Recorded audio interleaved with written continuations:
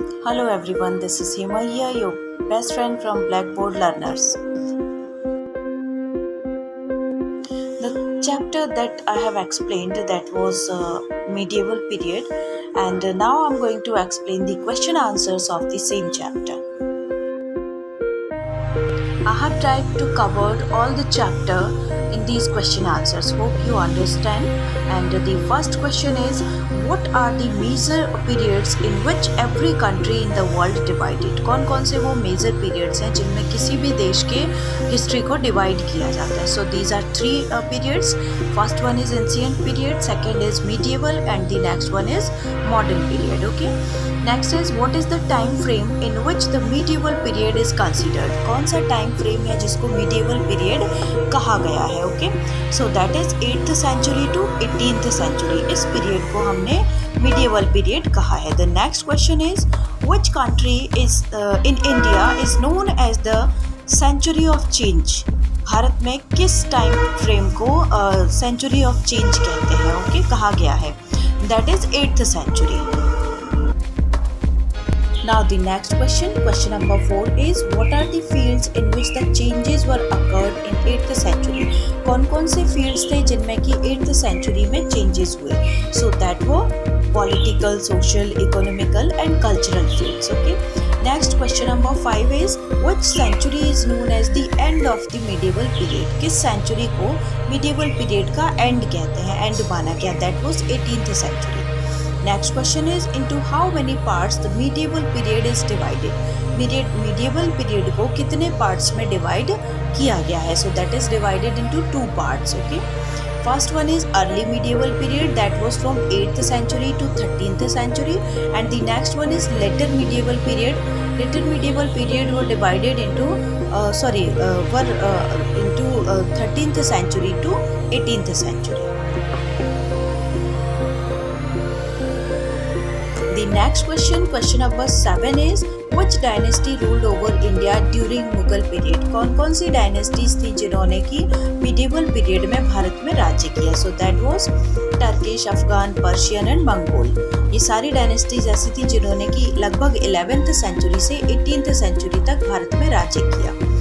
Next one is, what are the prosperous kingdoms that flourished in the south of India?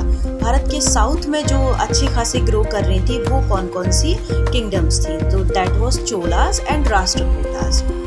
Next is, during the Vedic age, what was the India called? वैदिक as में भारत को क्या कहते थे? So that was called Sapta Sindhu. Now the next question, that is question number 10. So what does subcontinent refers to? Subcontinent से क्या मतलब है यहाँ पर? ठीक है, तो subcontinent refers to the area of the ring that contains, मतलब एक ऐसा क्षेत्र है जिसमें कि कौन कौन सी क्या क्या आता है. उसमें इंक्लूड है India, Pakistan, Nepal, Bhutan, Bangladesh and Myanmar. इन सबको एक साथ मिलाकर सबकॉन्टिनेंट कहते हैं. Next question is question number 11. What does Sapta Sindhu means? पीछे जो हमने सप्त सिंधु कहा था उसका मतलब क्या है? सप्त Sindhu means, so it means the land of 7 reverse. सप्त सिंधु का मतलब है ऐसी भूमि जहाँ पर की 7 नदियाँ हों. So next question is, name the rivers which are called Sapta Sindhu. अब हमें ये बताना है कि सप्त सिंधु मतलब 7 नदियाँ, लेकिन वो कौन सी हैं जिनको हम 7 नदियाँ कहते हैं? 7 रिवर्स, 7 सप्त Sindhu. Okay, so that are Indus, Jhelum, Chenab, Ravi, Beas, Satluj and Saraswati. ये सारी नदियाँ हैं जिनको कि हम सप्त सिंधु कहते हैं. Now the next question number 13 is, why India called Aryavart? Bharat को आर्यवर्त क्यों कहते हैं?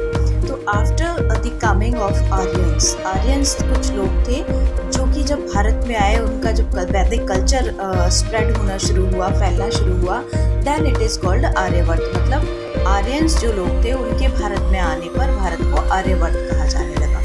Next question is, what does Aryavarta means? अब आर्यवर्त का मतलब क्या है?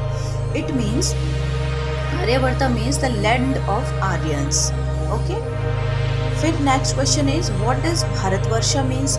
ये सारे भारत के ही नाम हैं जिनके अलग अलग मीनिंग है. Okay, so next question is, what does Bharatvarsha means? Bharatvarsha means the land of Bharat. Bharat की भूमि को भारतवर्ष कहते थे, जहाँ पर कि उनके डिसेंडेंट रहते थे। Okay, next question is who was Bharat. अब ये भरत कौन थे जिनके नाम पर भारत को जाना जाता था, भारत कहा जाता था इंडिया को। Okay, so Bharat was the son of king Dushyant.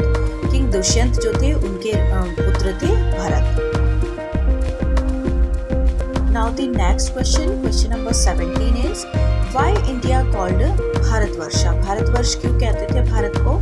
India was also called Bharatvarsh as it was known as the land of Bharat, क्योंकि ये भारत की भूमि थी इसलिए इसको भारतवर्ष कहते थे, जहाँ पर उनके डिसेंडेंट्स रहते थे, where the descendants of king Bharat live. Who was Bharat? Bharat was the king of son of the king Dushyant, ठीक है, जिन्होंने कि भारत में रूल किया था, लगभग होल ऑफ द इंडियन सब कॉन्टिनेंट पर जिन्होंने राज्य किया था।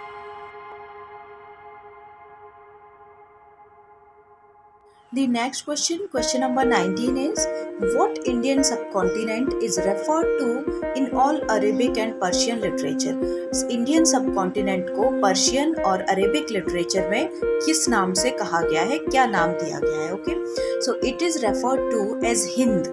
हिंद कहा गया है in all Arabic and Persian literature of medieval period. Medieval period का जो पर्शियन लिटरेचर है और अरेबिक लिटरेचर है उसमें इंडिया को, भारत को हिंद कहा गया है। Okay, next question, question number 20, what are the sources of history. History के सोर्सेज क्या है? So there are two types of sources of history, archaeological and literary sources. Now the next question, question number 21, that is what does archaeological sources consist of? Archaeological sources जो है उसमें क्या क्या आता है? So archaeological sources consist of monuments, inscriptions, coin, pottery, tools, weapons, ornaments and paintings। ये सारी चीज़ें हैं जो कि हमको इसमें आर्कियोलॉजी के बारे में बताती हैं, आर्कियोलॉजी के लिए इम्पोर्टेंट सोर्सेस हैं। Next is what are the literary sources. अब लिटरेरी सोर्सेस क्या हैं? कुछ ऐसी बुक्स होती हैं जो पहले लिखी गई हों, जिनको पढ़कर हमें उस टाइम पीरियड के बारे में पता चले, दैट इज लिटरेचर। तो लिटरेरी सोर्सेस क्या हैं? Literary sources are historical writings, biographies, plays, novels, epics, ये सब चीज़ें हैं जो कि लिटरेरी सोर्सेस हैं। Next question, question number 23, write some examples of archaeological sources. कुछ एग्जाम्पल्स देने हैं हमको आर्कियोलॉजिकल सोर्सेज के, जिनसे कि हमको आर्कियोलॉजी उस टाइम की हिस्ट्री पीरियड के बारे में पता चले। सो जैसे कुछ बिल्डिंग्स हैं, मॉन्यूमेंट्स हैं, इंस्क्रिप्शंस हैं, कॉइन्स हैं, पेंटिंग्स हैं या म्यूज़िक है उस टाइम का, ये सारे एग्जाम्पल्स हैं आर्कियोलॉजी के, जिसको कि हम पढ़कर, जानकर, समझकर हिस्ट्री के बारे में जान सकते हैं या जानते हैं। The next question, question number 24 is write the types of literary sources। अभी हमने two types of sources पढ़े, archaeological and literary। अब हमने literary sources को भी two types में divide किया है। Okay, so there are two types of literary sources। First one is indigenous sources। indigenous in the sense कि जो हमारे ही country में बने हुए हैं, ठीक है, created within the country, that are called indigenous sources। Next है आपका foreign sources. Foreign sources in the sense कि कुछ ऐसे सोर्सेस जो कि फॉरेन ट्रैवलर्स, किसी दूसरे देश के किसी इंसान ने आकर लिखे हो, ठीक है। So next question is question number 25, what are included in indigenous sources. क्या चीज़ें हैं जो कि इंडिजिनस सोर्सेस में इंक्लूड है? So these includes chronicles, autobiographies, biographies, royal farmans या फिर स्टेट डॉक्यूमेंट्स, इस तरह की चीज़ें जो हैं जिनको पढ़कर हमें हिस्ट्री के टाइम पीरियड के बारे में पता चले, that are called the indigenous sources. Next question, who was Marco Polo. Marco Polo कौन था? Marco Polo was the Venice visitor. ये वेनिस विजिटर था जो कि भारत आया था। He visited India in 13th century. 13th century में भारत आया था and he had written about Pandya kingdom. जो पांड्या डायनेस्टी थी, पांड्या जो राज्य था, उसके बारे में इन्होंने लिखा है और वारंगल को भी विजिट किया है इन्होंने and highly spoke about merchants of Gujarat. और जो गुजरात के ट्रेडर्स थे उनके बारे में, मर्चेंट्स के बारे में इन्होंने बहुत अच्छे से लिखा है।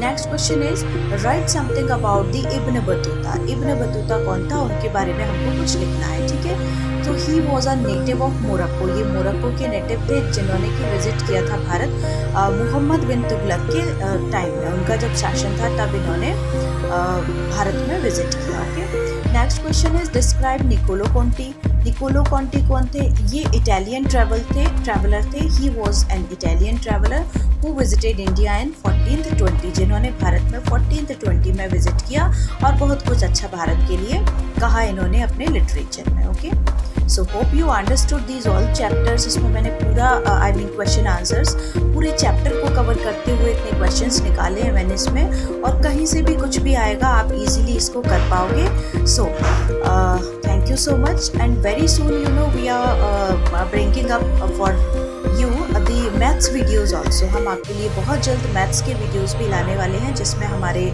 साथ एक मैथ्स टीचर होंगे जो कि बहुत ही एजुकेटेड और एक बहुत अच्छी पर्सनालिटी है। तो hope you will like the maths doubt. आपके जो भी डाउट्स हो, आपके डाउट्स क्लियर करने के लिए हम एक मैथ्स वीडियोज़ भी बहुत जल्द आपके लिए लाने वाले हैं। Thank you. And in the last but not the least, here are some choices for you. You can go through them, like, share, subscribe, press the bell icon, and comment also you can share with us. Thank you so much. Your best friend Hema Sharma from Blackboard Learners.